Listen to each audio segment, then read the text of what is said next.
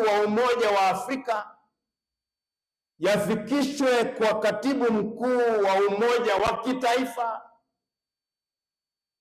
na kama inawezekana yawasilishwe kwa mwendesha mashtaka wa mahakama ya jinai ya kimataifa, ili uchunguzi na upelelezi uanze kwa minajili ya kuwanasa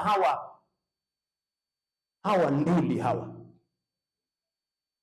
Hilo ndilo jukumu ambalo tulilo nalo, la sivyo wengine wetu tutajitolea kadri ya uwezo wetu ili tuchangie. Tuna hakika ya kwamba vitu kama hivi vinahitaji fedha, na kadri ya uwezo wetu tutawauliza na wengine ambao wana uwezo wa kifedha kutushinda sisi pia wachangie. Ndugu, sitasema mengi.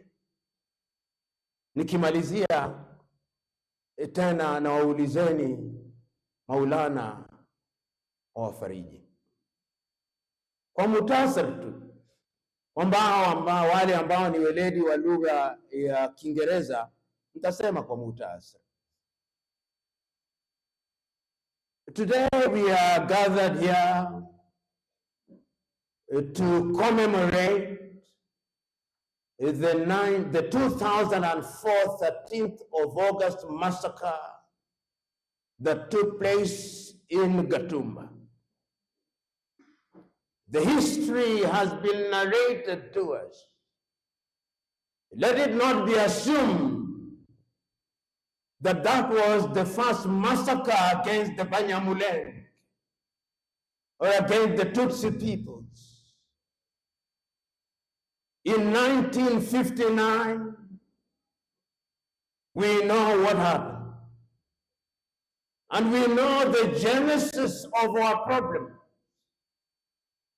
We know that the boundaries for which we kill and maim were arbitrarily drawn in the year 1884 and 1885 in Berlin, Germany, by the colonizers, the effect of which was to divide kith and kin, with the consequence that today,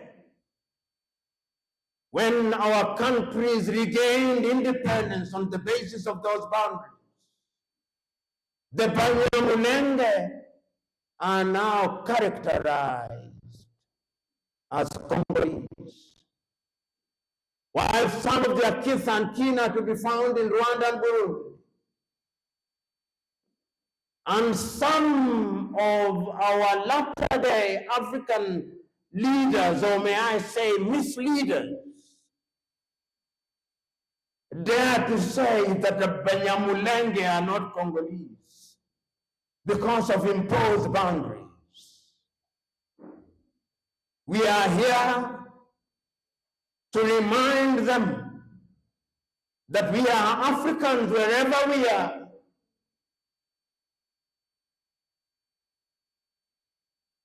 and that we owe each other a duty of care. When we talk about Ubuntu, we mean that you are because I am. I may have been born in the physical location of Congo or Rwanda or Burundi, but if I choose to live in Nairobi, I should be respected. We live in a region where we have the East African community, now comprising 8 countries. Our declared agenda is to make East Africa one country, and ultimately the continent of Africa one country. We cannot be saying that and then we discriminate against each other. The tragedy of the Gatumba massacre is that it happened under the very watch of the United Nations. In the same way that the Tutsi massacre in Rwanda happened in 1994, we never learned. And the tragedy is that the perpetrators are known, they are alive and well. And the methods they use to kill and maim are the most primitive. They burn, they suffocate, they rape to death, they disembowel. What for? But history has demonstrated that when we allow impunity, then the same thing will be repeated again. We are gathered here, therefore, not only to commemorate our lost kith and kin and those who survived and are maimed psychologically or otherwise, but we are here to remind the world that the story of Gatumba, like all other massacres, cannot be concluded until and unless those who are perpetrators are punished. We are here to remind the world that the thing has not been finished, because as I speak to you here on the 13th day of August, the year 2025, the killings are going on. Where is the East African community? Where is the African Union? Why do we humiliate ourselves by allowing others to come and make peace between us? Why must we go to Doha? Why must we go to Washington to be humiliated? Can't we do it? Are we children of a lesser God that we cannot do it? The leaders who are present here, I urge you that out of this meeting, let there be a resolution. The resolution that will go to the chairman of the East African Community, that will go to the chairman of the African Union Commission, that will go to the Secretary General of the United Nations, that will go to the prosecutor of the International Criminal Court at The Hague, demanding that the perpetrators of the massacre in Gatumba and other massacres be dealt with. A specific letter should go to President Tshisekedi, Felix of the Democratic Republic of Congo,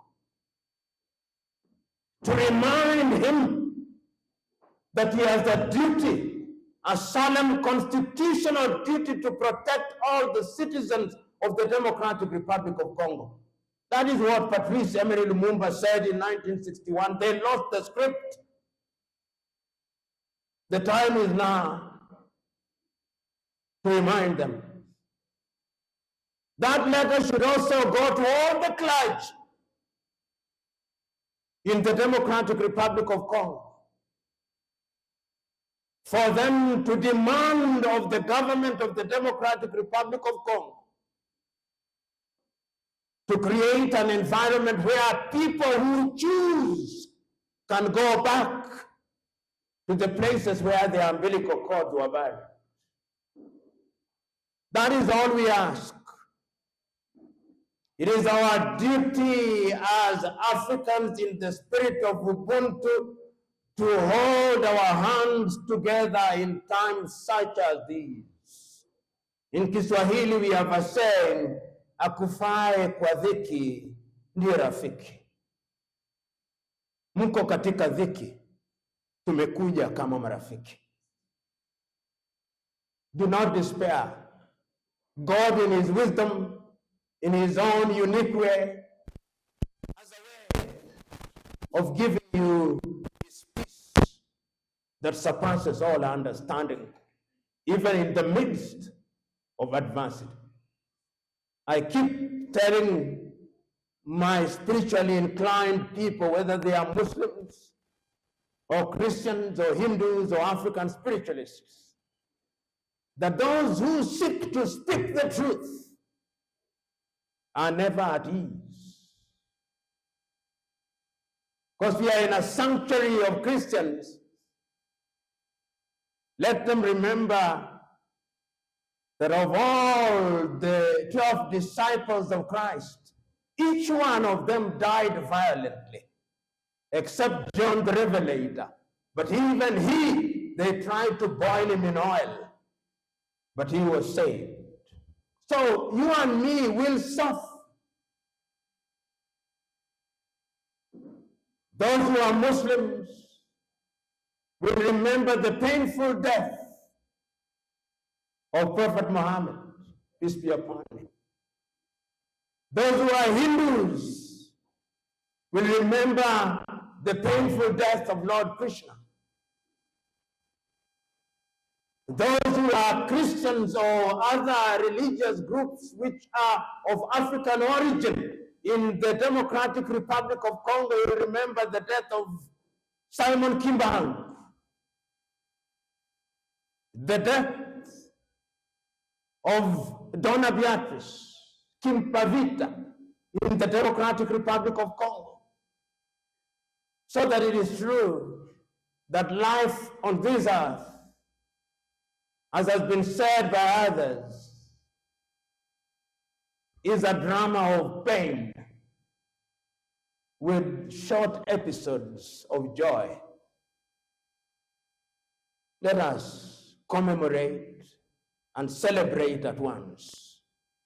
God bless you. Thank you.